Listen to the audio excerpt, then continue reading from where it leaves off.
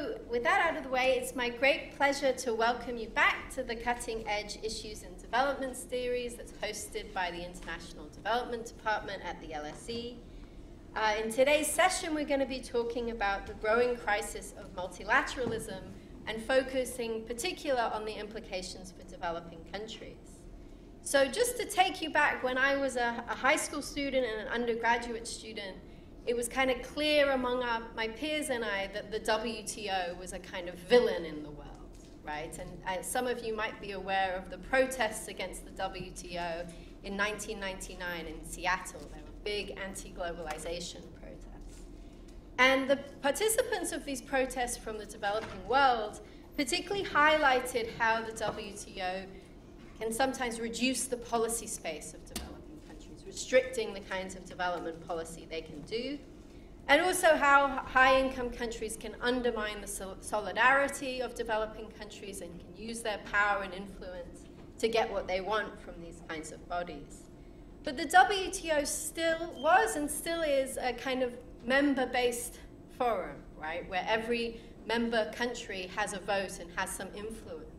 It also provides a kind of predictable world order, provides law and orders that all countries are supposed to abide and behave by. And so, you know, it's something that we should be kind of aware of the weaknesses of the WTO, but also understand how its passing might pose challenges and crises for developing countries. So if we think about where we are in the world today, and think again about the WTO, as more and more countries have joined this organization, it becomes more difficult to get a consensus. And so we see high-income countries going outside of it to get their interests.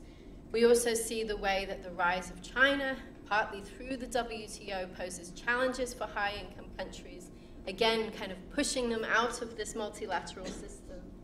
And we see, most recently, the kind of reluctance of the US to appoint judges to its court, which potentially kind of renders the enforcement of its laws, you know, up in the air.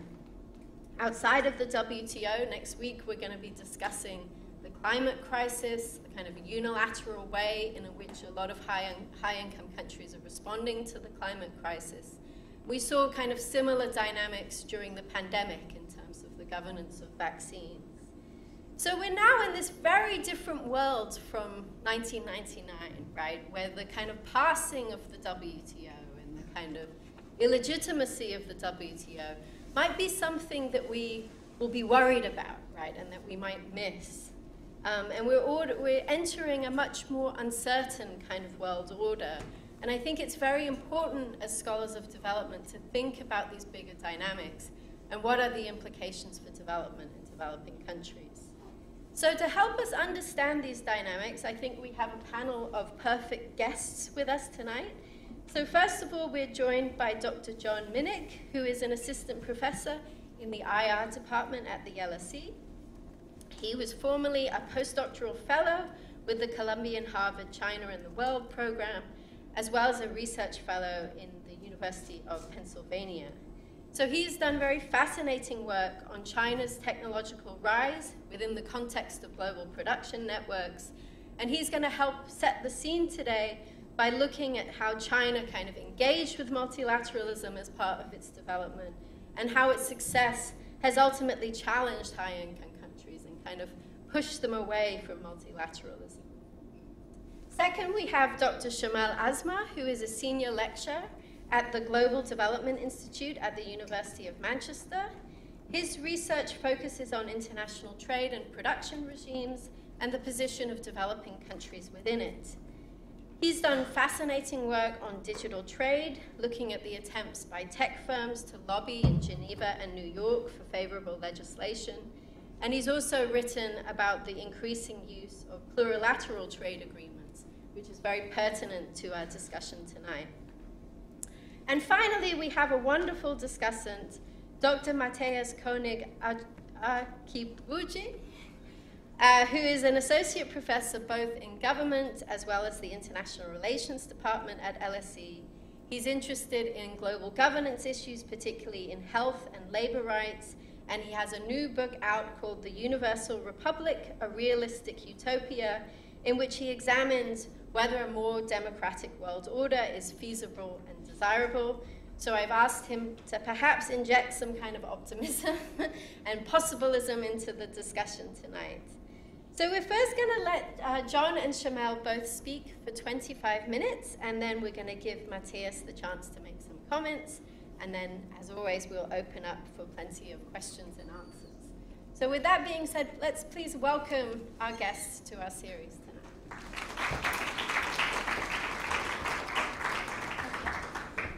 So, start? Yes.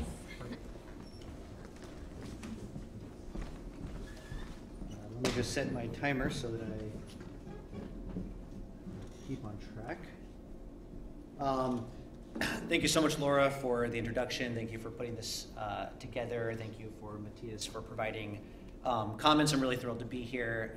Look forward to the discussion afterwards. So, as Laura said, she'd asked me to talk about how China selectively utilized its integration into the global multilateral trade regime for purposes of technology transfer and industrial upgrading, and in turn how that has, over the past 15 years or so, shaped sort of what's become a backlash against the multilateral trade regime led by the US, but with other advanced industrial democracies or advanced industrial countries as well.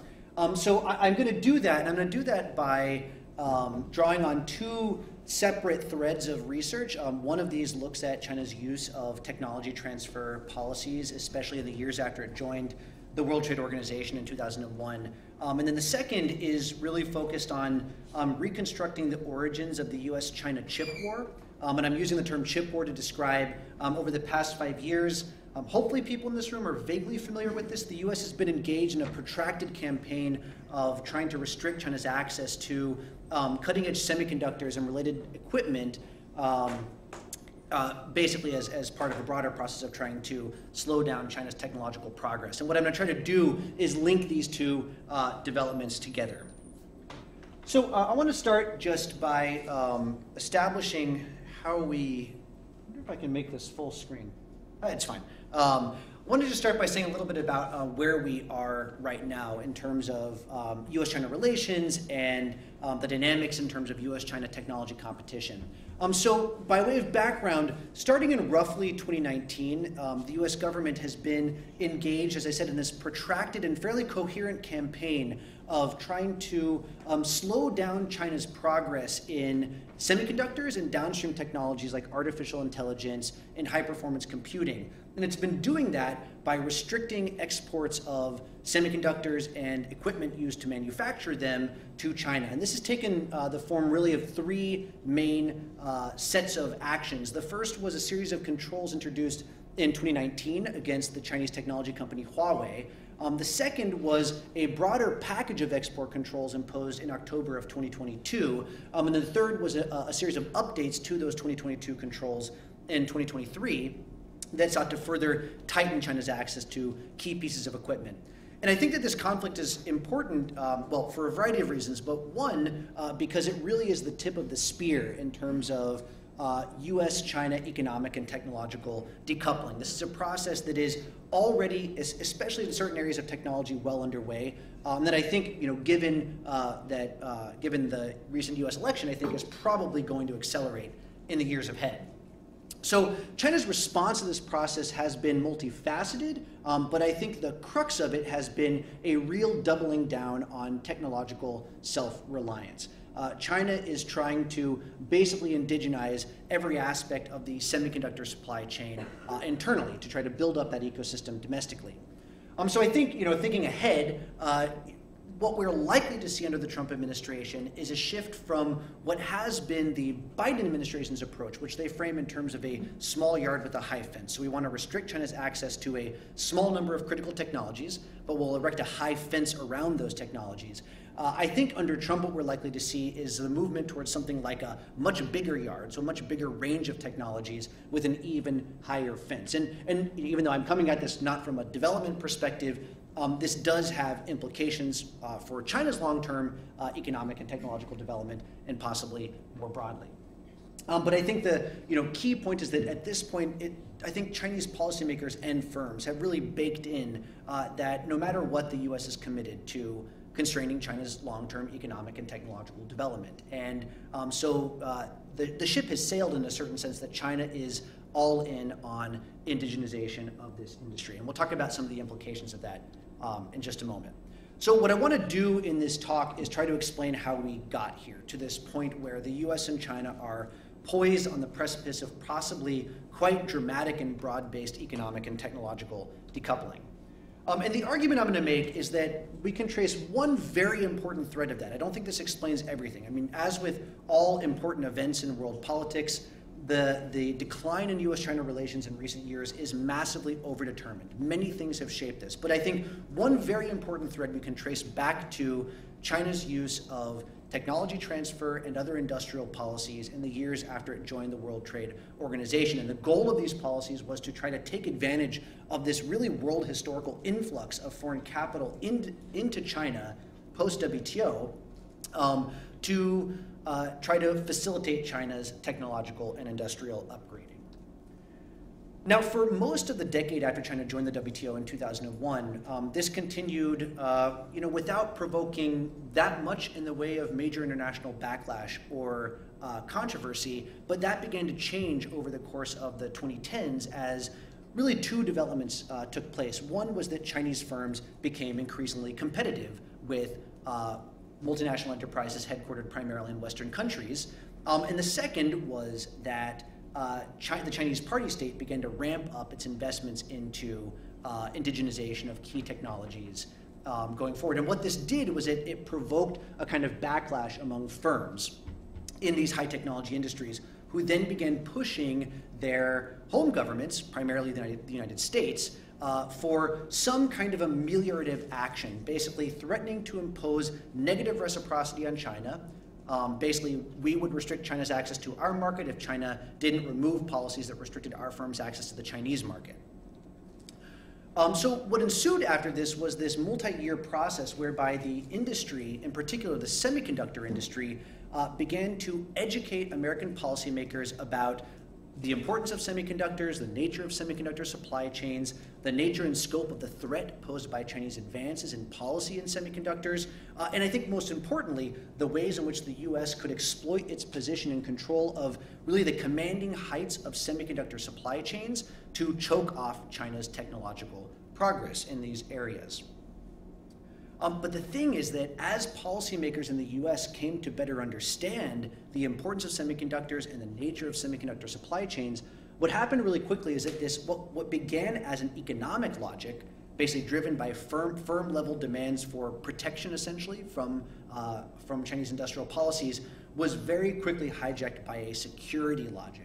And once that happened, there was really no going back. American policymakers very quickly came to see the nature of the Chinese threat, not through the lens of its impact on the competitiveness of domestic firms per se, but through its impact on US national security and the US-China balance of power. So one lesson is that firms should be very careful what they wish for when they make these kinds of demands on government, because it can very quickly turn into something over which they have very little control.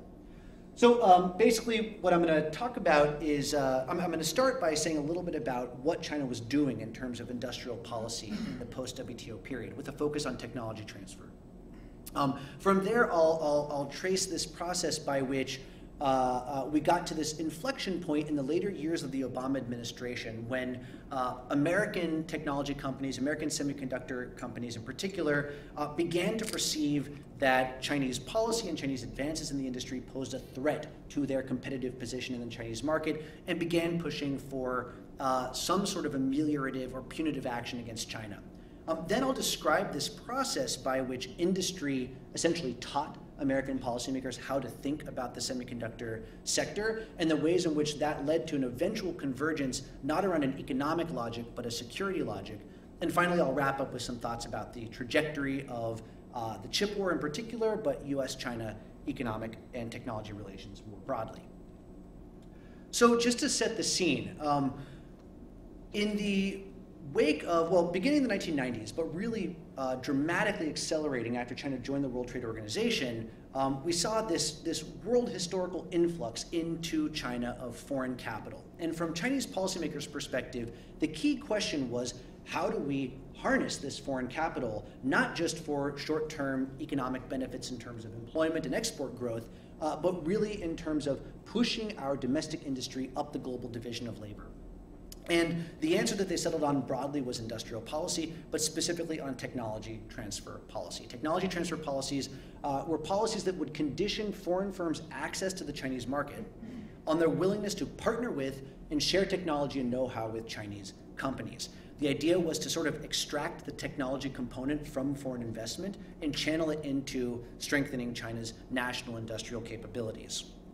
And so what we see in the post-WTO period, and in particular after 2006, which is the year that China launched this big policy program that effectively put this concept of indigenous innovation on the map as the central organizing concept behind development policy in China, is a really dramatic increase in China's use of a wide variety of policies associated with technology transfer.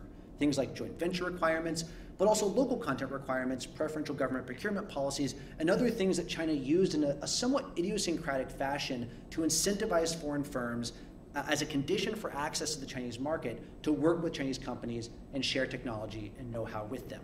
And this was just one piece of a much broader industrial policy paradigm, but I think a very important one.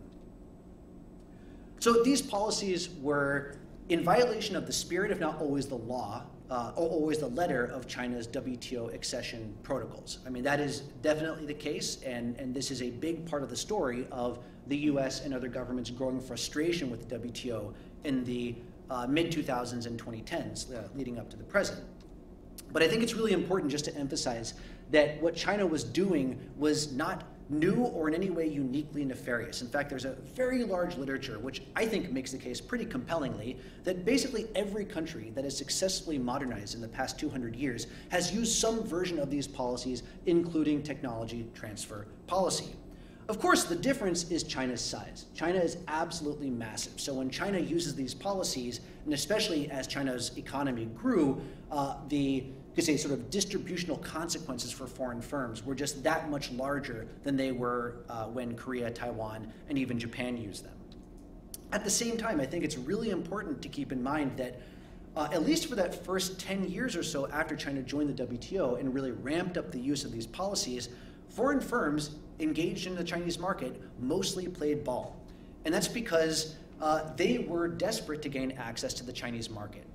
For them, the opportunity of the short-term boost in sales and market share that would come from selling into China was more than enough to justify handing over some technology. Of course, foreign firms tended to be very careful not to transfer really core proprietary technology, although in many cases they did transfer very advanced, often actually sensitive dual-use technologies to their Chinese counterparts. And this was underpinned, I think, by what we call sort of a time horizon problem, where foreign firms were thinking about sort of the next 3 to 5 years, not about the next 10 to 15 years. But also part of it was that I think a lot of foreign multinational corporations invested in China were basically confident that China would never catch up. And therefore, it didn't really matter if we shared some technology with them, because by the time they caught up to where we are now, we'll be 10 years ahead of them. Confidence, maybe hubris. So things, in fact, began to change around, I would say, 2014, 2015. And this shift was motivated by a combination of factors. On the one hand, you had a series of policies that the Chinese party state implemented that indicated a shift, if not in China's intentions, then in their resolve when it came to indigenizing core technologies. So in 2014, the Chinese government launched the National Integrated Circuit Fund, the Big Chip Fund, which directed tens of billions of dollars to the development of domestic semiconductor companies. This was followed up by the now infamous Made in China 2025 policy in 2015, which set out a very ambitious goal to effectively make China the dominant player in global high value-added manufacturing across 7 or 8 key industries by 2025. These were taking place against a backdrop of political consolidation and centralization within China, the implementation of things like civil-military fusion, and the introduction of laws that had the effect of blurring the line between the party state on the one hand and firms and other organizations in China that did concern foreign and especially American policymakers. Importantly, they also took place against the backdrop of China's technological rise. So what we saw, especially in the early 2010s, was that companies like Huawei, you can see here is global telecommunications equipment makers by revenue. In 2014, Huawei overtook Nokia as the world's leading maker of telecommunications equipment. That same year, Alibaba had its IPO on the New York Stock Exchange, which up to that point was the largest IPO in history. And all of these developments had the confluence of these developments had the effect of making foreign firms, and in particular foreign technology and foreign semiconductor companies, increasingly concerned about their long-term prospects, both in the Chinese market, but also the long-term competitive threat that Chinese firms might pose. And so around 2014, industry, led by the semiconductor industry, began to lobby the Obama administration very heavily, very aggressively, for some kind of action. But it's important to remember that at this time, the goal was to preserve these multinational corporations' presence in the Chinese market. The goal was not decoupling in any sense. In fact, it was even tighter integration, but basically to compel the US government to then compel the Chinese government to make the lives of these multinational corporations in China easier. And of course, to sort of curb the long-term competitive threat by China by trying to get China to remove some of the domestic subsidies and technology transfer policies that had been benefiting their firms. This was led very much by the Semiconductor Industry Association in the US. It's the main industry group for semiconductors in the US. And working behind the Semiconductor Industry Association was Intel, which had a very large market presence in China, and in particular sold a lot of more mature chip technology, which was the kind of technology that was most threatened by the growth of Chinese semiconductor companies. So a lot of what I'm saying here is based on this project I'm working on the origins of the chip war, for which we've been interviewing current and former National Security Council officials and other government officials. So the process that we're trying to do here is reconstruct how we got from where we were 15 years ago to the chip war. At this time, industry was by no means unified behind some kind of export control action against China, but there really was very little pushback because the issue had low salience at this point. So what commenced, though, was this very interesting process whereby the Semiconductor Industry Association fanned out across Washington, both to government agencies and to key, very well-connected, very influential think tanks, and started to educate policymakers and think tankers about the semiconductor industry. And as the foreign policy community in DC began to learn more about semiconductors and about what China was doing in semiconductors, what had originally been this industry push quickly was overtaken by a security logic. And policymakers framed this not in terms of the implications for American semiconductor firms per se, but the implications for the long-term balance of power between the US. And so industry found itself very quickly put on the back foot.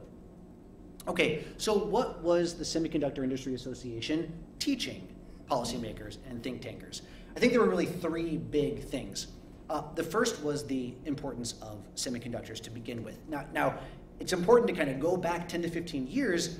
At that time, policymakers knew next to nothing about semiconductors. If you'd asked a high-level policymaker in the US what Taiwan Semiconductor Manufacturing Company, the most important semiconductor foundry in the world, if you'd asked them what that was, they would have had no idea. In fact, most Americans, if you'd asked them what Taiwan was, they would have pointed to Thailand. I mean, just the level of ignorance around these issues should not be underestimated. So the first thing was just to educate policymakers about the fundamental importance of semiconductors as industrial, technological, and military inputs. The second was to educate policymakers about the nature and scope of the threat posed by Chinese policies and advances in semiconductors. Again, I mean, with the expectation that this would lead American policymakers to try to push China to liberalize. I mean, that was the goal at this point, not to push towards economic and technological decoupling. And the third was to educate policymakers about the ways in which the US, by virtue of its really unique position in control of the commanding heights of global semiconductor supply chains, could really put the squeeze on China. Basically, because the semiconductor industry originated in the US, much of the underlying intellectual property that goes into semiconductors came from US research organizations, American firms, and American universities, and is still owned in the US. And what that means is that the US has control over the highest value add and therefore least substitutable aspects of what are very hierarchical supply chains. And so this gave the US real choke point capabilities over China, where it could restrict China's access to a few key pieces of technology, but in doing so, exert asymmetric damage on China at relatively little cost to the US. Over the next couple of years, as policymakers began to learn more about this, we had this gradual convergence, and it was sort of a circuitous route. We can talk more about that in the Q&A if there's interest, but there was a gradual convergence towards, as I said, a security rationale for some kind of export control actions against China.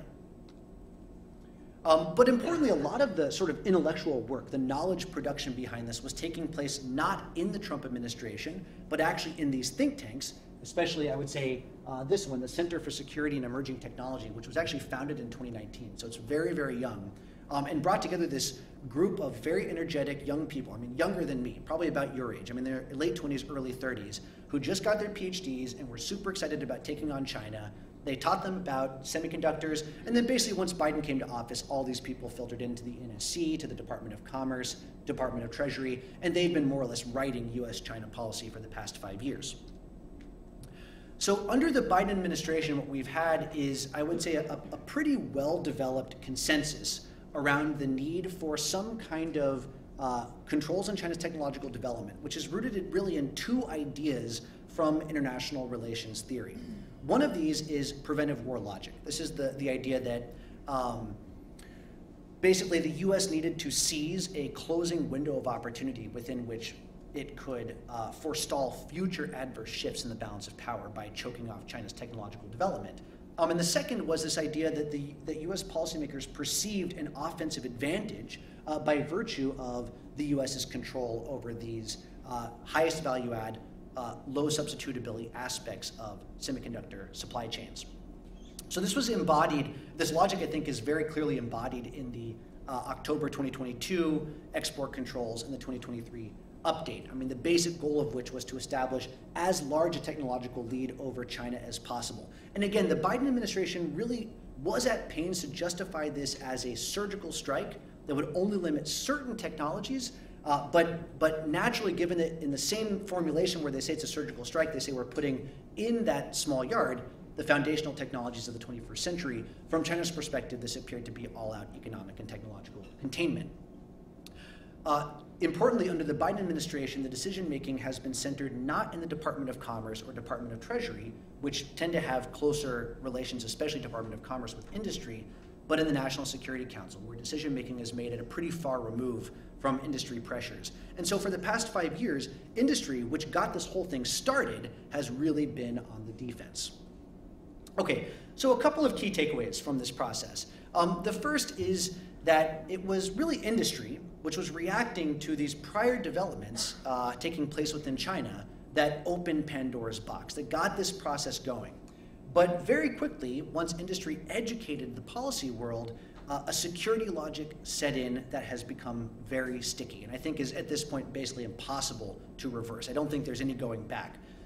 I think zooming out, thinking about this theoretically, it is definitely the case that structure matters. We wouldn't be having this conversation if China hadn't gone from being not particularly technologically competitive with the US to being very technologically competitive in the US. But I think that structure, while necessary to explain how we got here, is not sufficient. It's ultimately underdeterminate or indeterminate outcomes. And to really understand the process that got us from A to Z, we have to reconstruct this very active, in many ways very contingent and very political consensus building and educational process that's taken place. Okay, so trajectory and implications of the export controls. First, I mean, I would say, we don't really know what's going to happen with the Trump administration. There is always an outside possibility that Trump's transactional inclinations will take hold and he'll pursue some kind of a deal that involves partial or total relaxation of tariffs and technology controls. But that said, I think given his appointments so far, or the people he's proposed to appoint to key foreign policy positions, who are all very hawkish on China, I think we can only expect that efforts to contain China's technological development will accelerate. And so I think we're going to see continued and possibly broader technological and economic decoupling. At the same time, I think at least where export controls on technology are concerned, it's going to be very difficult to effectively expand these controls. I would say, in thinking about expanding the controls beyond semiconductors, the problem there is that the supply chain conditions that give the US this choke point capability in semiconductors really don't exist in a lot of these other industries. So semiconductors are very, very unique. I think if the US tries to punish China in other sectors, it's going to run into basically much bigger problems much more quickly, or it's going to be a much leakier process. The second element is that I think if the US tries to expand export controls up and down the semiconductor supply chain, then it's gonna run into a sort of classic political economy problem, which is to say that firms in the US and American allies are going to push back a lot harder. To date, actually, pressure from industry has been relatively muted, with a few notable exceptions, and partly it's been muted because, as we can see from this figure here, foreign equipment makers and makers of semiconductor manufacturing equipment, in particular American equipment makers, are still doing gangbusters in the Chinese market because they've been able to lobby for certain exceptions to export controls. But I think as the screws tighten, I think that the pressure, both from firms in the US and from American allies like the Netherlands and Japan, will grow. I think the longer term issue that the US faces is that these export controls have helped resolve what was a long-standing coordination problem within the semiconductor industry, or the technology industry generally, in China, which is to say that prior to these export controls, even though the Chinese government had these very ambitious technology development plans, the reality was that as long as a company like Huawei could buy equipment from, or could buy chips from TSMC, and as long as China's leading foundries could buy equipment from ASML in the Netherlands or American equipment makers, they had really no interest to work with their domestic Chinese counterparts. But what happened after the imposition of export controls is that effectively the US solved the Chinese problem for them. We solved the coordination problem. So now Huawei has every incentive to invest heavily in the development of a domestic Chinese technology ecosystem. Long term, I think a risk is that as China further indigenizes the industry, and as therefore the market position of, let's say, American and other foreign semiconductor companies in China withers, I think that what political economy constraints exist currently on further technological decoupling will basically evaporate, which means that there's going to be much sort of more permissive conditions for escalation of economic and technological decoupling. So I look forward to Mathias's optimistic comments, because I am not ending on a very optimistic note. But thank you so much.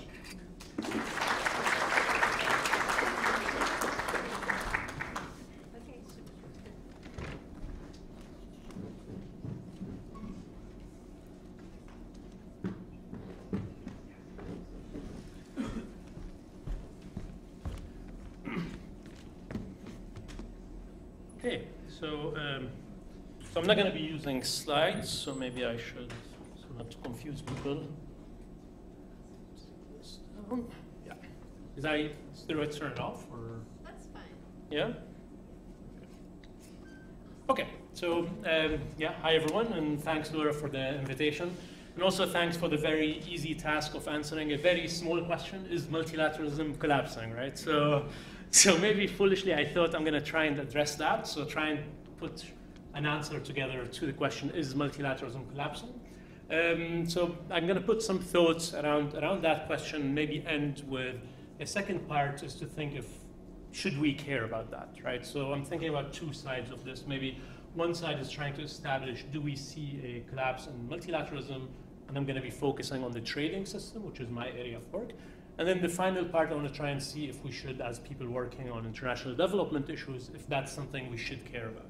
And that relates to maybe what Laura ended her comments at the beginning. So in the question, the first is to try and establish if we see a collapse in the multilateral trading system. And I think it's useful here to think two levels of analysis. So one, we could think about trade, which is the level in which products, goods, services cross national borders, right? So this is something we could measure, we could see what countries are trading with each other. But then we have a second level, which is to think about the institutions or the rules or the governance of those flows, right? Which is usually done at state level. Some of that could be done by states deciding, if you want to export to my market, these are the conditions you have to comply.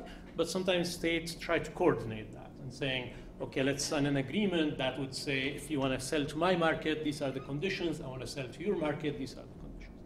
And when we talk about multilateralism in this field, we're talking usually about today the World Trade Organization, or in the past the GATT regime, which includes today the WTO has 166 countries, so not all countries in the world, but a huge number of countries. And they agree on basic rules to govern exchange of products between them. They agree on other things too, but what I'm going to focus on is this.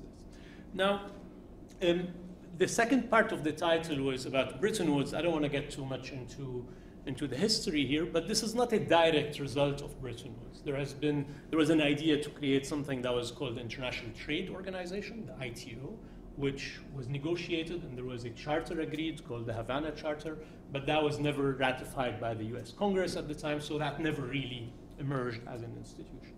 So the GATT WTO system emerged sort of in the absence of that ITO system. And in contrast to maybe the multilateral level, we could think about what we think of as regional or bilateral levels. So bilateral levels is two countries agreeing with each other. Regional could be a group of countries. So it could be, I don't know, ASEAN, for instance, or it could be North American Free Trade Area, NAFTA in the past, which is now called USMCA, which is Canada, Mexico, and the US. So those countries come together and establish these rules. Now, these two levels are connected, the material flows level and the kind of institutions rules level, but they're not directly easy to say this is a result of that very easily. But there are a lot of connections between these two. But to go back to the point Laura made at the beginning, the role of these institutions is maybe two. One is try and reduce barriers between countries, right? To say you could sell tariff-free to my market, I could sell tariff-free to your market. That's one side of it. But the second side is to create a degree of certainty or predictability about the future. And that's important, especially today when we see a lot of production in what people call global value chains or global production networks, where products are made across multiple countries. So to give you an example, maybe if a Japanese company want to set up a factory for cars in Mexico to sell to the US, let's say, they need to know not only that today there will be no tariffs on components, say engine going from Japan to Mexico and a car going from Mexico to the US, but they need to know that that will be the case 10 years from now, and 15 years from now, and 20 years from now, because a car factory is a long-term investment. It's different if we're talking about maybe T-shirts or something else, but in this case, we need this kind of predictability of investment decisions. So especially with moving to things like just-in-time production or global value chain organization, the predictability function become important. Now, again, as I said, so if we separate these two levels and then we try and think about the not only the multilateral level, but also these regional and bilateral level. So in recent decades, what we think about as globalization process, what we've seen is a decline in barriers, right? So if you look at tariffs, you would see a drop in average tariffs across the world, let's say, a limitation of barriers. You see more and more coordination between states, whether multilaterally, whether bilaterally, whether regionally. So you have more agreements being signed up. And you have more areas in which states are coordinating these policies, right? So you have what sometimes we call from shallow to deep integration, or from at the border into coordination to behind the border. So countries not only saying, this is the tariff on the products, but let's agree on similar investment laws and similar, I don't know, laws around intellectual property, et cetera, et cetera. So to move to the collapsing part, so maybe if we think about these two levels, maybe the first question is trade, global trade collapsing? And the answer to that is no. We don't really see a global decline in trade, right? So there might be variation between countries, regions, periods, But overall, if you compare the post-COVID era, today we went back to a higher amount than pre-COVID, for instance. So trade as a material flow of products is not declining in the world, right? Again, you could see different levels and different variations around that. Now, the second point maybe around that level is, do we see more trade restrictions? Do we see countries imposing more barriers? And the picture here is a bit more mixed, because we do see, to a degree, some more governments imposing some restrictions, but there isn't yet a clear picture. This week, actually, 2 days ago, there was a report from the WTO on the G20 economies' trade restrictions. And what they noted was that from last year to today, they have monitored an increase, or they have recorded an increase in trade restrictions. And maybe interestingly, while a lot of that is import restrictions, they document that from the pandemic until now, what we've seen is a lot of increase in export restrictions. So government putting more in place restrictions on what could be exported from their countries. But again, this is a bit of a mixed picture here. But so overall, we cannot really say that, well, we're seeing a big increase yet in trade barriers. But maybe the yet is an important word here, because we want to think about kind of the role of institutions and how could that feed into it. So to go back maybe to the Bretton Woods example, a lot of the modern trading system emerged because people thought the 30s was this period when everybody put barriers to each other. And there was this idea that that was connected to the conflict, to the World War. And the idea was that we need to limit or prevent a return to that. So we're not at this point, experiencing something similar in terms of countries imposing these barriers, at least on the kind of the first level that I'm talking about. Now, this is something open to discussion, I think, but what I would argue is that the second function, so the institution's role in predictability, is where we're seeing a kind of a collapse or unraveling, if you want, of that, which is that the role of these institutions in providing certainty to economic actors about the future is more and more being questioned. And I think that's not only at the multilateral level, which is what we're kind of focusing on, but also regionally and bilaterally. And that's an important point, because in the past decade, let's say, a lot of people discussed this idea of regionalization, friend-shoring, ally-shoring, etc., which was the idea that instead of a multilateral system, we're going to have different regional blocks aligned with certain powers. But if certainty, even at the regional level, is declining, then that scenario is also in question. And I'll give an example in a second about that. So let me start with the multilateral level. So the multilateral level, again, today we refer as the World Trade Organization, was established in 1995, which is an institutionalization of an agreement that existed in place. It provided an expansion of international economic governance, as Laura said at the beginning, for a period. It was the focus of all activism, political debates, etc. Was the WTO, was this big actor in the global economy. And there was this implicit kind of mandate, if you want, is that we need to continue to negotiate. We need to continue to reach new agreements, right? So it's not just that we have what we agreed on and we want to enforce it. It's about always doing extra issues, bringing extra issues. Now, what we've seen in the last, how long now? Couple of decades almost, is a failure to advance to the WTO in terms of what areas it's governing. It's very difficult to get agreements on new issues in the WTO today. So there has been push around investments. So how do we regulate investment? Issues around labor, environmental issues, digital trade, which was mentioned at the beginning. All these issues, in addition to others, there has been push to put those into the WTO by new agreements. And most of those, all of those have failed. Right? There is a lot of very strong tension, especially between a number of large developing countries, such as India and South Africa especially, and many of the large advanced economies. And there is a situation in which there is very little progress happening there. What we see instead, maybe, which is what I've been working on the last 2 years, I've been doing interviews with trade negotiators in Geneva about something called joint statement initiatives. I don't want to get too much into that, but this is a plurilateral agreement within the WTO. That's the idea. So instead of, because in the WTO system you need consensus to have a new agreement. So let's ignore the people who don't want these agreements. And we negotiate the 80 countries who want it, or the 70 countries who want it, and we reach an agreement that we need to find a way how that would be integrated into the system. So today we're seeing things like e-commerce, investment facilitation, services being negotiated by groups of countries rather than by the entire membership. Again, this is very controversial.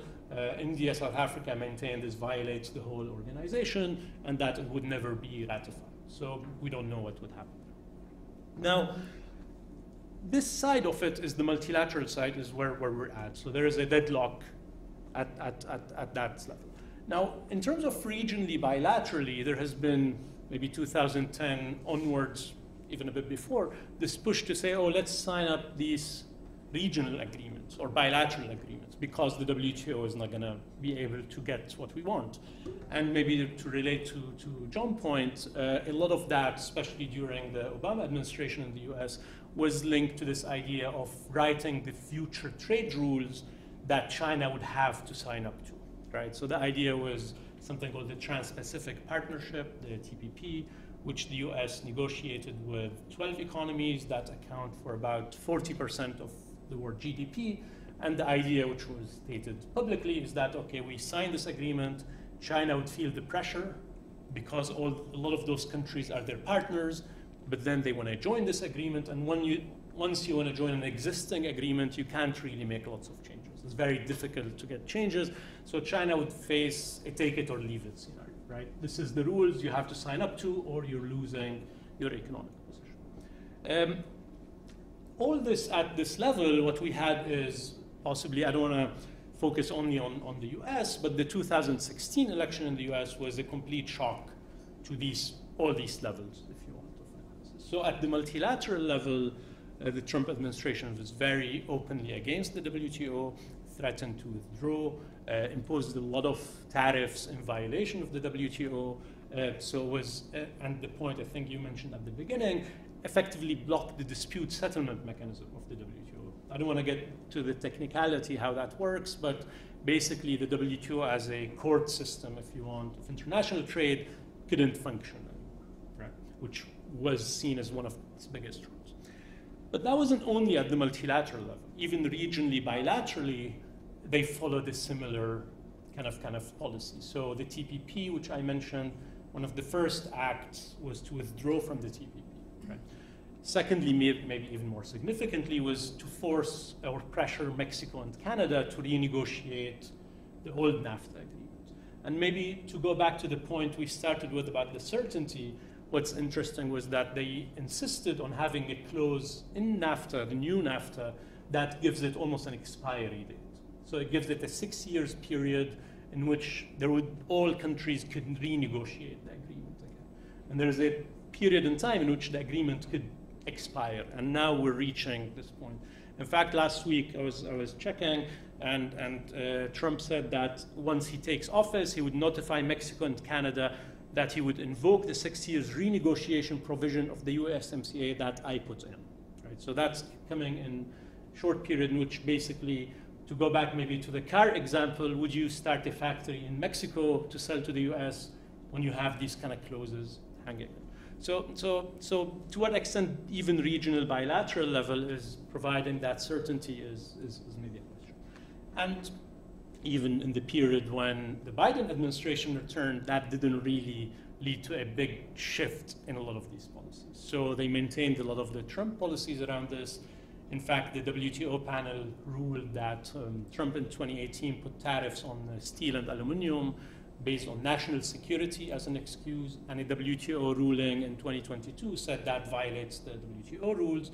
The response from the Biden administration was that we don't recognize that the WTO has the right to rule on this, and we're not going to change the policy. So there hasn't been much change in that period either, although maybe at the rhetoric level it was a bit less aggressive toward the WTO. Even, one point to add, even the EU, which kind of tried to step up and in some ways did step up to replace some leadership roles of the US, is today being challenged on the WTO compliance of especially two regulations within the EU known as the EU Green Deal policy. So one is the deforestation regulation, which basically says any product entering the EU, you have to prove that it was not produced on a land that was transformed from a forest recently. And something called CBAM, which is the Carbon Adjustment Mechanism. What's the second one? Carbon Border Adjustment Mechanism, which try to effectively tax emissions by producers. Right? Now, a lot of producing countries at the WTO are saying this violates the WTO rules. There was a letter in 2022 from Brazil, Indonesia, Colombia, Ghana, Guatemala, Ivory Coast, Malaysia, other countries that saying this challenged fundamental WTO rules. And there's a big push last week trying to postpone the implementation of the deforestation regulation, including the Director General of the WTO, who's trying to say you have to postpone this, which I think was postponed yesterday. But again, even at that level, we see some unilateral policies, if you want, right? So some regulations that could, for producing countries, violate the WTO. So to sum up the first part I want to talk about is we don't yet see a collapse of multilateral trade. We also don't see an expansion of trade restrictions clearly yet, but I would argue we see a huge question mark about the role of these institutions in providing certainty. And I think that it's not easy to measure that today because you also want to think who's making investment decisions today, to what extent they factor that into their decisions. If I want to build a factory again today, would I do it here thinking the trade agreement is going to guarantee my operations for 20 years? So it's not yet clear the impact, but it's very possible that we see impact. Now, I want to just conclude, a few minutes? Yeah. Just conclude with a question. The second part is, should we care about this? So again, by we, I mean people working or interested in issues around international development. Right? So should we care about this? The reason I ask is people in this area have always been very critical of these international trade agreements, right? So most of the literature around development and trade would highlight the negative impact of a lot of these agreements on developing countries. There's a lot of evidence and research showing that these rules are really designed by the powerful economies. Developing countries don't really have the ability to shape these rules, even at the multilateral level. Just to give you an example, I encountered a lot when interviewing negotiators. You go and interview a US or an EU delegation, and they have 100 people in the delegation and 100 people in the home capital, and then you interview a developing country delegate, and it's one person handling 4 different UN agencies in Geneva. That's a very common thing.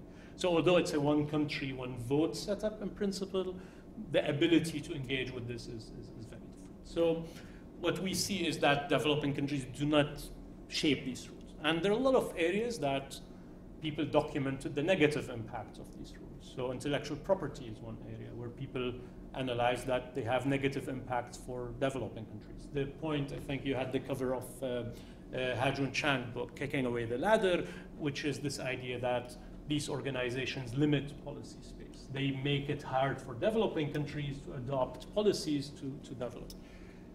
And that's very common in this literature. The Filipino scholar Walden Bello, one of the people who wrote about this, he called these the iron cage, right? So he said these organizations are the iron cage that lock developing countries in a marginalized position in the development.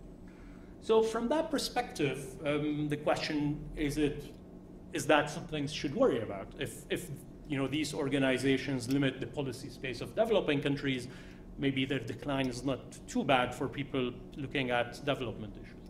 And you have some examples of countries using this policy space more today. So one example is Indonesia, who adopted a policy to ban exports of nickel because they want to force companies to process those things in Indonesia as a way to industrialize.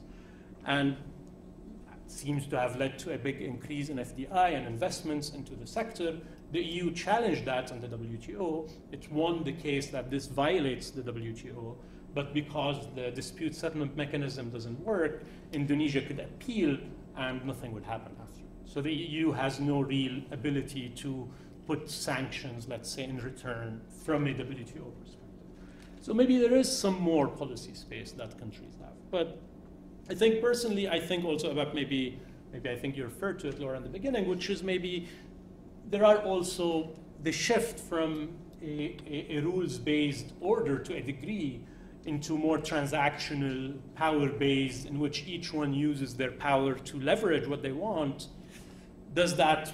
Is that bode well for countries with smaller markets, smaller technological capabilities, et cetera, et cetera? So the question is, does the kind of this shift or a collapse of these regimes lead to more ability of powerful countries to leverage their power a bit more, to force smaller countries or developing countries to follow what they want or to play off different countries on these issues?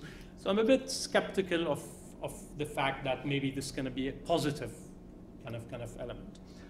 But I think it's also because we need to think, I guess, about the alternative here. And I think it's good to also think, maybe to end on a positive note, also that Mathias' job today, as far as I understand, maybe it's also an opportunity to think about reforming these systems. Is there a way to have a multilateral system that address some of these issues and that help in terms of promoting development, helping coordinate action around issues such as climate change, et cetera? And what would that look like? I think that's also something which we could think about. And I'll end here. Thank you.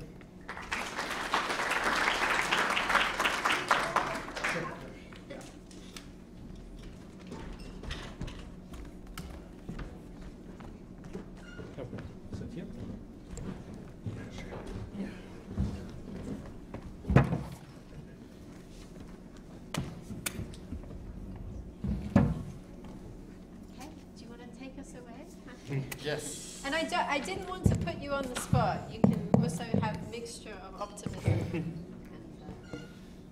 realistic. Yeah, first of all, let me thank very much both presenters, Shamel and John, for what I found an extremely instructive discussion, overview, explanation of what is going on in the field of negotiations about a crucial technology today, but more generally about global trade today. So I learned really a lot, so I want really to express my appreciation for what you have been saying.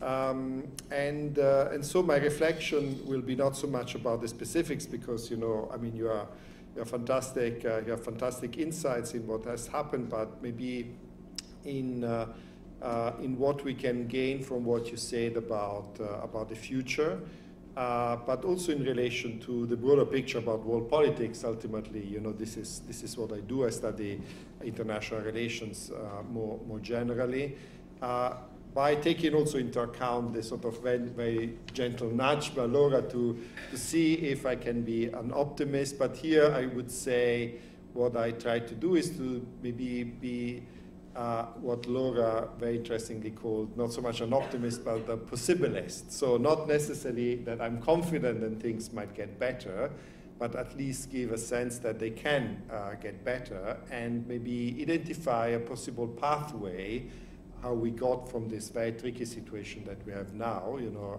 a moment of potential, you know, a critical juncture in the future of multilateralism that might lead us in one or another path. So maybe I would start a little bit from the narrative that John gave us about this very interesting case, to think a little bit about aspects that he mentioned, but I'd like to reason with you a little bit more about a few aspects. So you said, you know, you stressed the structural elements. You know, at some point the Chinese economy was simply able to absorb and develop new technologies at a faster pace, and basically that was just something a little bit out of control of various actors. It's just a fact, essentially, but there was also an element of contingency in the way that the industry in the US mobilized to deal with this change and the reaction that then it had with policymakers. And I think this tension between, you know, inevitability in the one hand and contingencies is really very much at the center of our shared discipline, international relations. So international relations is, in a sense, born as an attempt to say is basically this cycle of war, conflict, peace, and so on. Is it inevitable, or can the cycle be broken out with appropriate ideas, institution changes, and so on. So this is also where I'm trying to think about how things might have developed perhaps otherwise. So one interpretation is saying, well, it was inevitable. This clash was inevitable. You have a rising power. You have an established power that gets increasingly concerned. Things, are bound to go badly. So the problem was simply a question of timing. And some people say, well, the US just reacted too late. They should have seen earlier what had happened and take more earlier preventative measures than it actually did. So why did they not? Some people say, well, actually, maybe there was more of a window of opportunity, a liberal moment at the end of the Cold War, or the US was optimistic, the Soviet Union was defeated as a social model, as a great power. So there was an attempt to recreate the world more at America's image, and it was worthwhile to involve China in this idea. China was developing economically. There was hope that it could also develop politically in a direction that was more, as a potentially, eventually become a liberal democracy. So it was worth making the attempt to create economic incentives for liberalization. So there was essentially a more voluntaristic element here, if you like, optimistic element, and things did not pan out as they could. But again, here the debate is, was it essentially inevitable? It was simply, the structural logic of great power competition that was eventually reasserting itself, or were there perhaps missed opportunities at some point? There was more opportunity for dialogue, and then basically, did Trump, in a sense, had to happen? Maybe if Trump had not happened, the trajectory could have been different. So, I mean, I think it's an ongoing debate. I want to raise these two possibilities without necessarily resolving it. But on the other hand, we have reasons to think that perhaps, in a way, the more contingent interpretation is possible. First of all, because there is a difference between the way that the two big parties in the United States see international politics. So this difference, increases, decreases according to time, but it's never exactly the same. And the change from one party to the other is due to factors that have nothing to do with global politics itself. They are more contingent to development within the US, so you can think in a sense of potential alternative future. But I would even go beyond that. So the way that, in a sense, the future US administration see world politics is a lot in terms of relative gain. So they don't really worry so much, is this trade agreement good for us in absolute terms, but are we going to gain from this agreement more than China, essentially? So if China gains more, then this is a bad deal. It's this kind of zero-sum view of the world economy, and that's definitely something that is powerful. It's very influential. But look at the relationship, for instance, of the Trump administration with Europe. Trump is no friend of Europe, sees it clearly as a competitor. But ultimately, Europe is also an ally that has to pay more for its own defense, and this is, in a way, a pure realist power political logic is a little bit odd. I mean, you have this kind of relatively strong unit, Europe, and you want them to pay more to defense. They want to become stronger, and so on and so on. So even from on a pure sort of, the Trumpian logic doesn't conform purely to what we would expect from a power politics that tries to keep down every possible competitors, not only those that somehow are ideologically less aligned.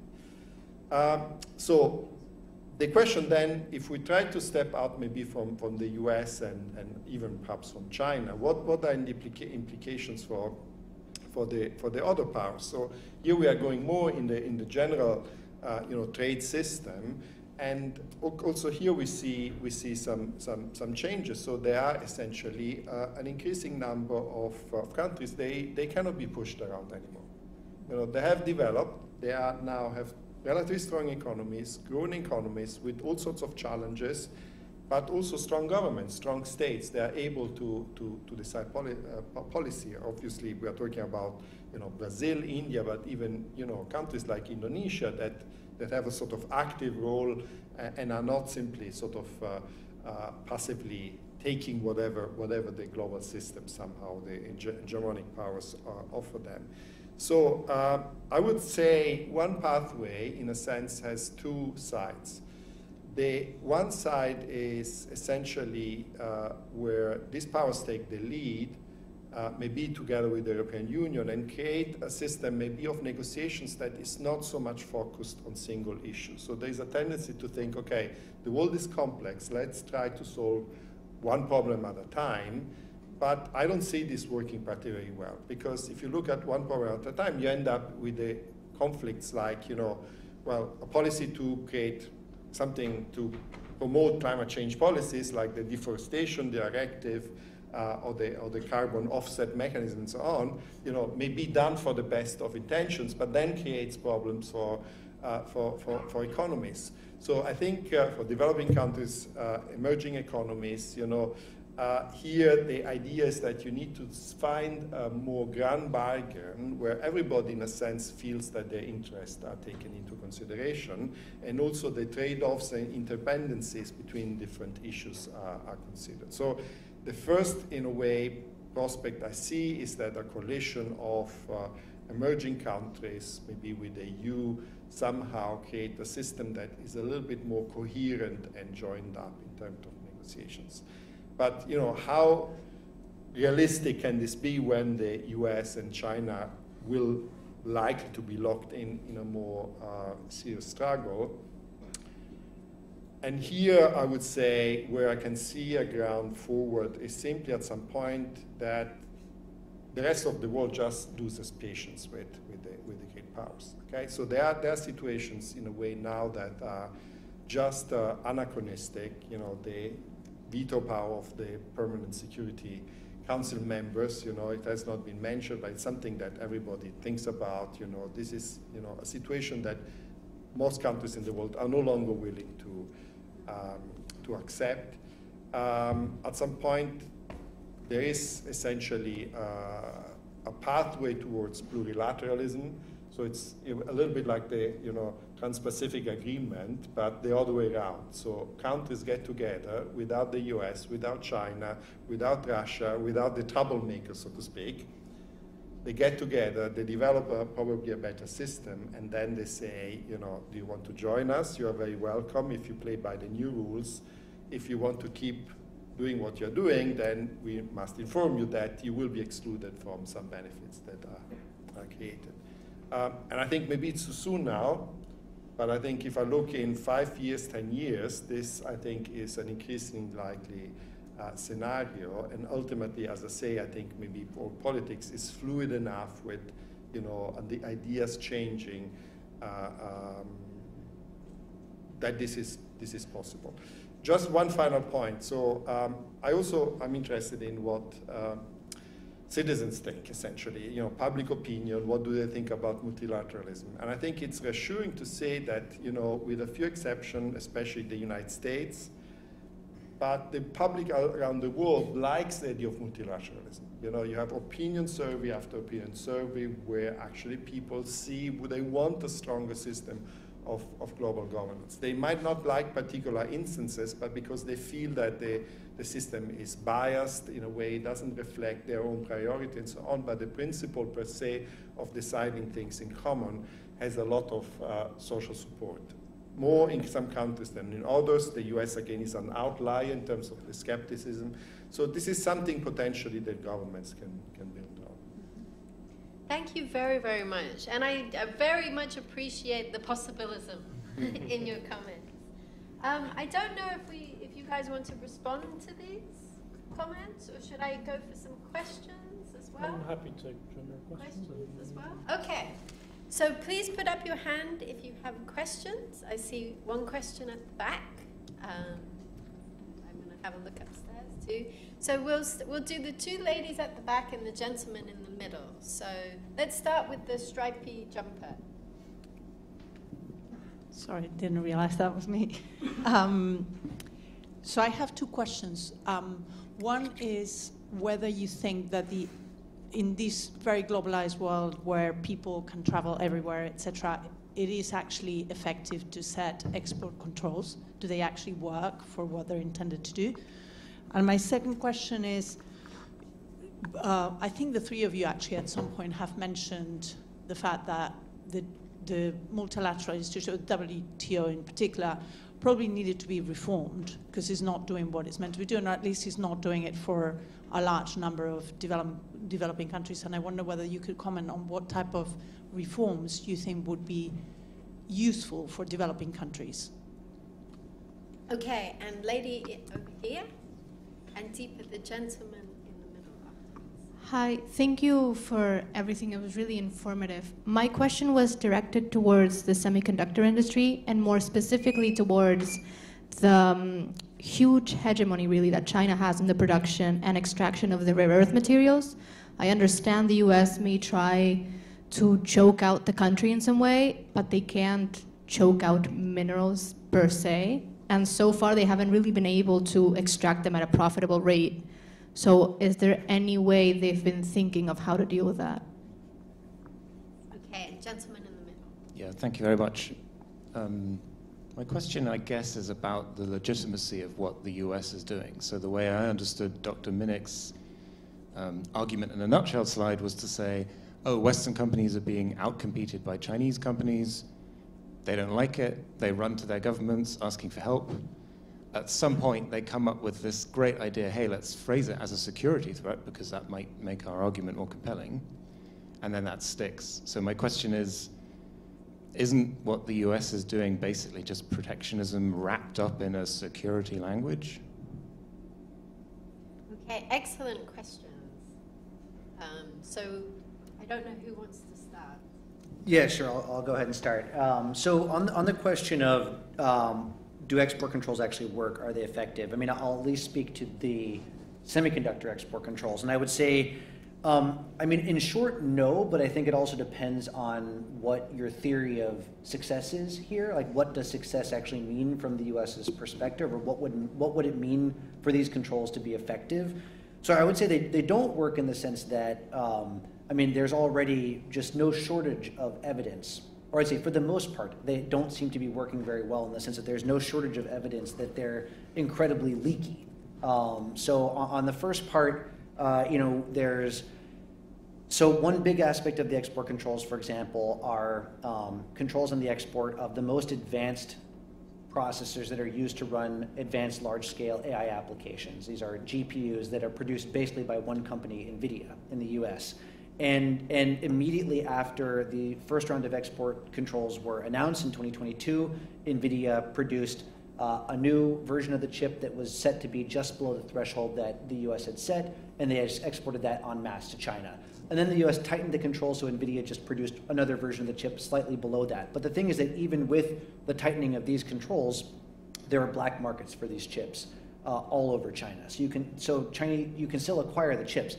The problem is that you can't acquire them in the volumes that a commercial enterprise like Alibaba would need to run its commercial AI application, but you can definitely acquire them in the volumes that the People's Liberation Army needs to run their relatively more narrow AI applications for, you know, nuclear modeling. So in that sense, they haven't at all succeeded in the specific target. And there are all other kinds of, you know, ways in which Chinese actors are exploiting loopholes, you know, just from purely firm level commercial interest.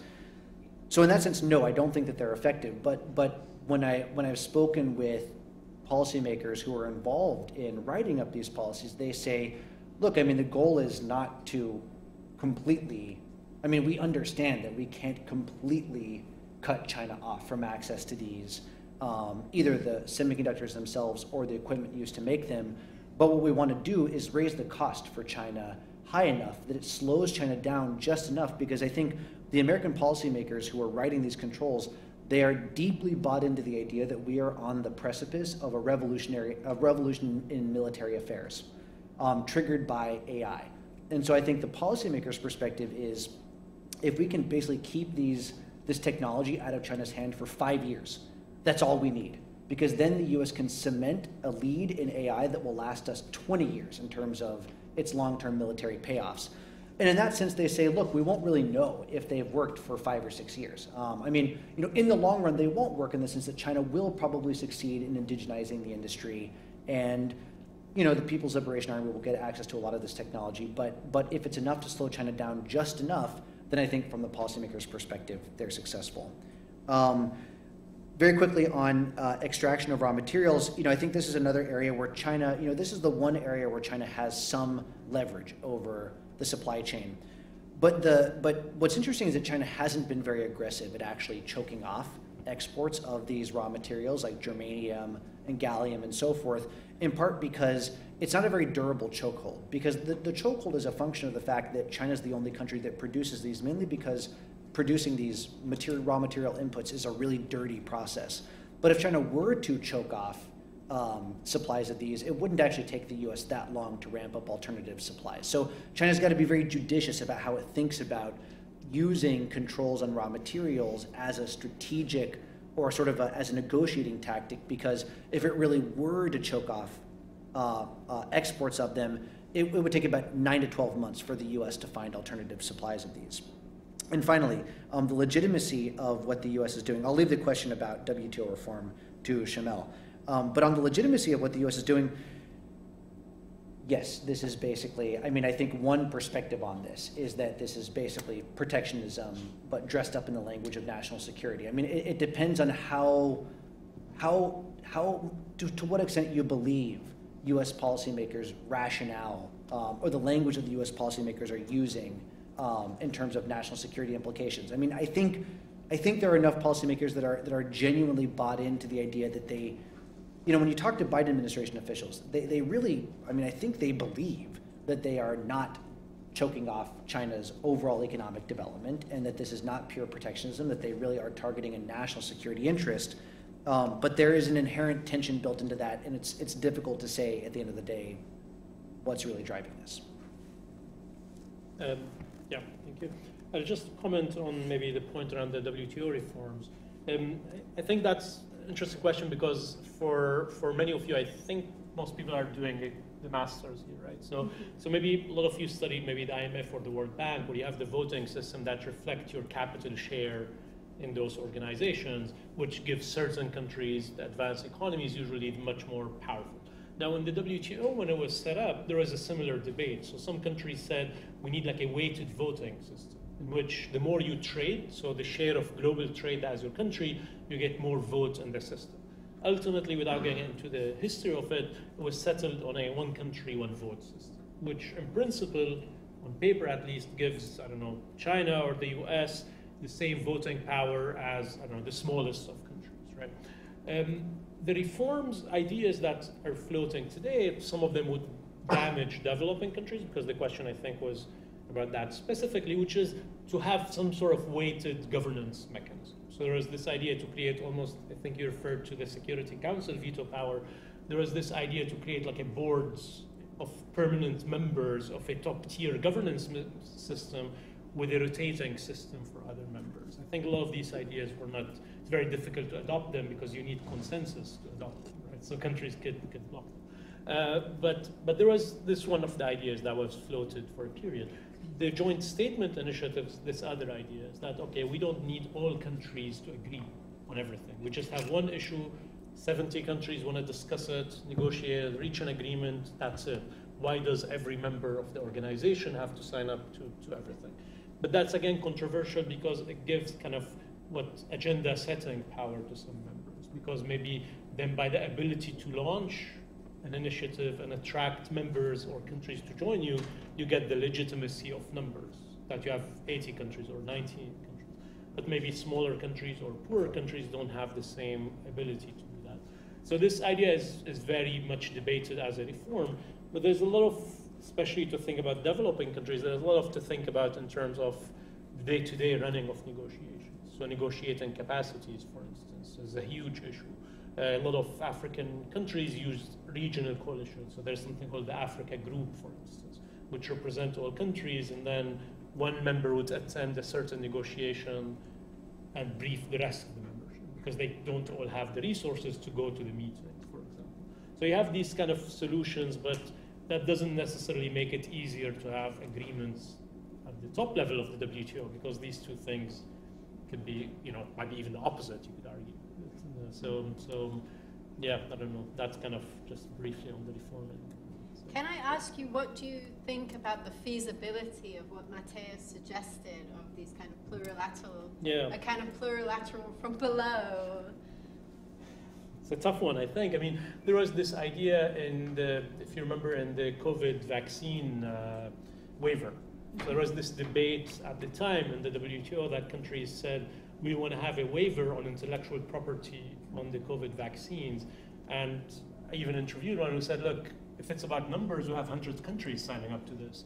But the big players at the time, the US, the UK, I think, I'm not sure about the EU, refused this, right? So the problem, what could you do in that setup? But that was a good example maybe of developing countries proposing a certain measure, but yeah. But you'd need like you'd need the buy-in of the EU or something. Yeah, yeah. Okay, let's go for more questions. So we have a wonderful jumper in the middle here. Where are our microphones? And a gentleman over here. I kind of have a question, but I won't ask the question. Okay. Having a bit of a Mann and Mann questions. Well, thank you very much for the very insightful panel so far. My question is for Professor Shamel. So now there's been an increased global south to global south trade as well, and not only to the core, but also among the periphery, increasing trade. My question is, what is the composition of this trade, and can this, if it keeps increasing, can this be a leverage that developing countries can use in the WTO, or is it mostly, commodities, raw materials, and not that much value at the global value chains in that case? Thank you. Okay, and the gentleman over here. Hi, thank you for all the discussion that we had so far. I have a question that kind of relates to what we've been discussing so far, specifically questions about countries around the China-US conflict and competition. What can these countries that are imminently around the conflict, namely Taiwan, do to mitigate the influence of China-US competition and maybe seize the opportunity to gain more bargaining power against US pressure without imposing a cost on the global multilateral cooperation system that we have so far? Thank you. Thank you. And can you pass the microphone to the nice hat? Okay, I have two questions that are related to each other. So my first question is that to what extent should be positive about the multipolarity? And the second question is, what prevents the EU from stepping up to be the global leader?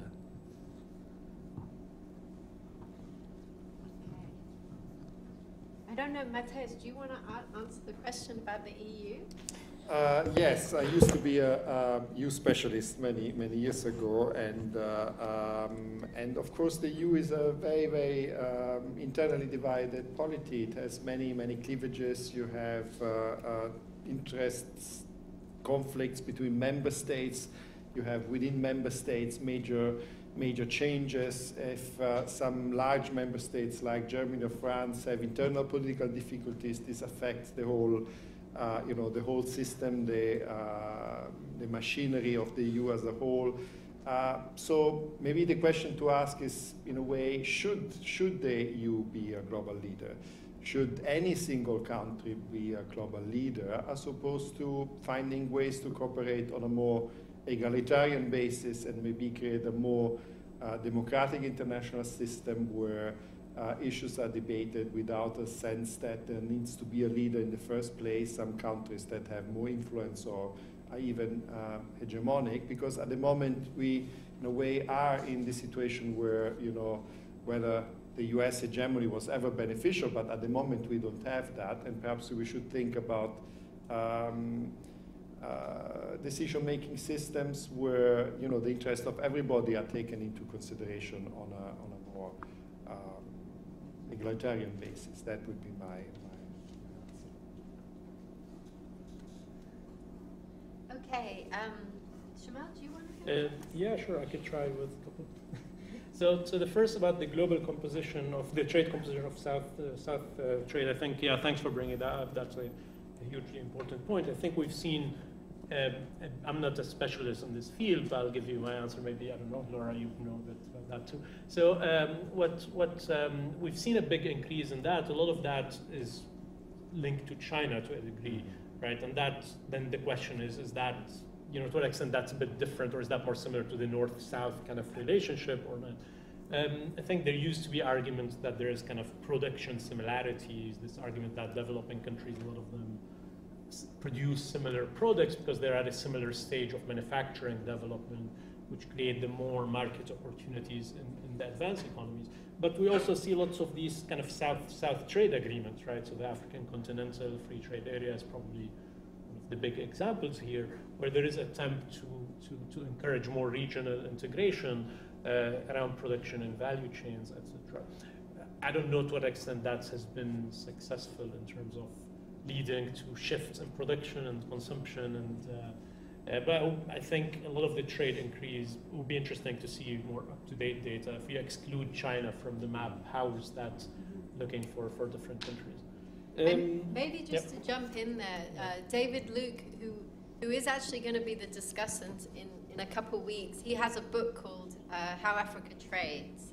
And one of the points that he makes in this book is when you look at intra-Africa trade between African countries, it actually has a higher degree of manufacturing composition than extra-African trade, so African trade to, for example, the EU. And he also talks in this book about the kind of the tension between the Europeans' bilateral trade agreements with African countries and attempts to unify African trade, that certain of these bilateral trade agreements kind of come into conflict with the ambition of regional integration. And there's a sense in which, high-income countries like the EU and the US are kind of giving market access to developing countries, but primarily in terms of commodities, right? And it's kind of incentivizing in them in some way to focus on commodity production. So I think there is something very interesting about South-South trade and kind of the attempts of, for example, the African countries to come together and unify their trade. But there's also ways in which other actors can slightly undermine that through their own trade agreements. So I think that's also an area where you would want to see the EU being a little bit more sensitive of the fact that these processes are going on and having a more coordinated kind of trade agenda. Great. Yeah, I'll just, well, I guess very quickly on this question of South-South trade and how China fits into that. I mean, one thing that's sort of a very interesting unintended consequence of the U.S.-China trade war is that there's been massive trade diversion from trade that used to go directly from China to the U.S. is now being diverted through Vietnam, other Southeast Asian countries, parts of Latin America as well. And so what's interesting is sort of at a macro level, if you look at it, China still runs enormous trade surpluses, and actually China's trade surplus in manufactured goods as a share of global GDP is now higher than it's ever been. I think it's roughly 2, maybe 2.5% of global GDP. The U.S.'s trade deficit has also not gone down. I mean, the U.S. is still running comparable trade deficits to what it ran before 2018 with the start of the trade war. It's just that the composition of those surpluses and deficits has changed a little bit, so that China now runs large trade surpluses with countries like Vietnam, which then run larger trade surpluses with the U.S., but the overall macro picture hasn't really changed. In terms of the question about what smaller countries in general, but Taiwan in particular, can do, I mean, I would say Taiwan is in a unique position. It's in a uniquely difficult and important position. I mean, it's important because Taiwan is home to the Taiwan Semiconductor Manufacturing Corporation, which is far and away the world's leading semiconductor foundry. And in particular, it's the only company in the world that's capable, I mean, they have over 90% market share in the most advanced semiconductors. And so, I mean, the Taiwanese government describes this as their silicon shield. That this is not the only reason that the U.S. would intervene in a Taiwan scenario, but this is a big part of the reason, I think increasingly big part of the reason that the U.S. would intervene. So I think from Taiwan's perspective, especially with the Trump administration, if I were advising Taiwanese decision makers, I would say don't let the U.S. force you to give over your most advanced semiconductor manufacturing capabilities. So TSMC has opened up a foundry in the US, but they've been very careful to make sure that that foundry is producing 1 to 3 generations behind the cutting edge. They keep all the cutting edge stuff in Taiwan. I think that's going to be increasingly difficult because I think I would expect the Trump administration, Trump has made comments about how Taiwan, quote unquote, stole America's semiconductor industry, so that they're going to put a lot of pressure on them. I would say in terms of other countries, I mean, one interesting thing, and this is part of the trade diversion scenario, but I think actually, you know, a lot of other countries are in a really good position to, in a way, extract technology from Chinese foreign direct investment now. I mean, in the EU, possibly. I mean, this is the big question over whether the EU would use tariffs on Chinese EVs as a way to basically compel Chinese companies to form JVs and transfer technology with their own companies. So, I mean, we can see kind of a real reversal of roles potentially going forward, but you know, that remains to be seen. Can I add one point? Yeah, there was a question on multipolarity. Oh, yeah. Oh, right, Okay? yeah. Yeah, I think I'll just briefly on that. I'm a bit skeptical of the term a bit because it worries me in the trade arena or economic governance arena that might lead to a scenario in which certain big powers dominate certain spaces and shape those rules around them, right? So, I don't know, the EU would be the big power in North Africa or the Middle East, and the US and North America and South America, and China is. And I'm not sure that's a system as a replacement to multilateralism is necessarily a better system. And in many ways, multilateralism emerged from frustrations with that system, similar system in the past where, you know, Britain had the imperial preferences system for the empire and et cetera, et cetera. So each kind of country had a regional sort of network. So I don't know, I mean, the term doesn't necessarily mean that, I think, but it could mean that in a way. So I don't know, depends how we define it, but I find it a bit, yeah, a bit skeptical of the term. Okay, so I definitely saw a question from a woman over here. And are there any other, and then we're going to have an all-woman set of questions this time. Thank you. So let's start with the lady here with the nice glasses.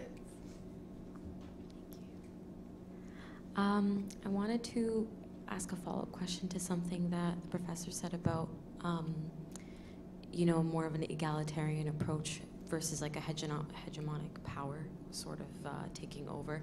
And I mean, I'm kind of for that approach too, but in like theory, but I suppose in application, how do we prevent deadlocks from occurring when, you know, you just reach a standstill because all countries can't democratically or like they can't all agree? And then political interests are very much like, you know, filter in, so people will be vetoing decisions that aren't for their gain, political gain, I suppose. Thank you, great question. And then we have a question. Okay, thanks for your interesting conversation. So my question is more about the tariff. So when we talk about WTO, one of the most basic principles is non-discrimination, which requires, you know, equal treatment between domestic products and exports. But increasingly we see like the unilateral use of tariffs of US Chinese products kind of violates this very basic principle of the WTO. So my question is, how do you see like the increasing use of tariff, how much is a threat to multilateralism? And especially with the with the Trump administration, he's also threatening that countries moving away from dollar, also like being imposed with 100% tariffs. And also, the way I see the framing of national security, I think it's not really about security, but it has the kind of imperialist logic. It's about preserving hegemony and also limiting the legitimate space of other countries to develop. So, yeah, my question is how, yeah, I think mostly related to tariffs and how it is a threat to multilateralism. And the final question here from the lady in red. I wanted to ask, do you think if there becomes like a weakening of multilateralism in trade, if that's likely to go into other international frameworks as well, like for example, for climate change or human rights? That is I think I can ask Mathias that question. I promised him it wasn't going to be all about trade, and it kind of has been very much about trade. Shall I go first? Yes. First of all, the the other areas that you mentioned are not particularly strong compared to trade in the first place. So I think institutionalization is actually higher in trade, and what we now see is a surprising, way tension created by the country that created, in a sense, the WTO in the first place. So in a way, trade is more surprising, but I think people who look at climate negotiations can only be frustrated about the incredibly slow pace and conditional progress that there has been so far. But this is, in a way, brings me also to the question about, is a more egalitarian system really viable? Well, I was more sort of contrasting it with the idea of a leadership or sort of some kind of hegemonic stability, which is or was popular among our colleagues in international relations. Really you have a cooperative international system when you have hegemonic power, which might be Britain in the 19th century, the US after World War II, and that creates the conditions for solving collective action problem. But I think in a way, this hegemonic stability, whether it existed or not, was the result of very particular circumstances. That it was first in a bipolar system, so it was really hegemonic stability in the West. It was based initially on the absolute preponderance of the U.S. economy. The U.S. economy essentially was creating the rules under essentially the need to protect Europe, and it was a very, very particular system. And now we are in a completely different environment where the U.S. has basically given up, in a way, any pretense of leading on the climate. It doesn't lead on trade. It's actually the main stumbling block towards, a functioning. I'm now obviously referring to you on this, but it's the one that is actually hindering the dispute resolution system. The U.S. will get out of the Paris Agreement, as I mentioned. The U.S. is hostile to the International Criminal Court, another pillar of the multilateral system, essentially, that ensures accountability, has been vetoing like no other member of the permanent of the Security Council, no other permanent member of the Security Council, against large majorities in the UN on issues like Gaza and Palestine. I could go on now. Essentially, in a way, the leader has become the main obstacle to international cooperation. So I'm not hugely optimistic about the idea that every other country could band together and develop something better, but it definitely seems more promising than somehow betting again on the idea that some kind of leadership might emerge in the international system. Matthias, I want to sneak in my question here, that you had said in your comments that you thought that US domestic politics doesn't have that much to do with global politics, right? And that Trump was kind of an aberration. But I do wonder the extent of kind of trade liberalization and economic restructuring, kind of created a lot of discontent within the US political system.